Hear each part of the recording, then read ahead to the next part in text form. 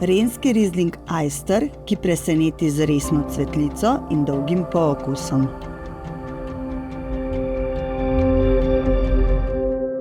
Jaz sem svojo pot kot vinar začel leta 1973 z dedkom, ko še nismo imeli sodobnih mlinov in smo grozdje ribali. Tako da je bila moja prva trgatev, ko smo na mreži grozdje ribali, da smo odstranili peclovino. Močerat je simbol čiste zemlje in čiste vode. In pri nas so močeradi že od nekdaj v vinogradu.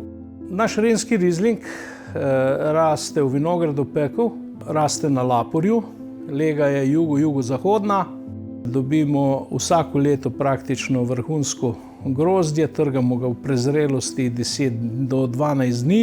Pri nas je vse grozdje predelano biodinamično in seveda je to potem lepa podlaga za simultano maceracijo, lepo na naravnih kvasovkah in seveda pridejo čisto drugi rezultati, kot pa če kvasovke dodajamo. Tale Renski Riesling, letnik 21, je bil poseben v tem, predvsem, da smo se prvič odločili vina macerirati.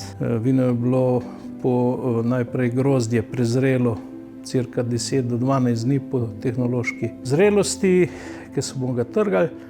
Nato smo ga 3 dni macerirali, na kar smo ga pretočili v akacijev sod. In v takem velikem akacijevem sodu je najprej vrel 10 mesecev, nato je pa še leto dni ležal na finih drožeh.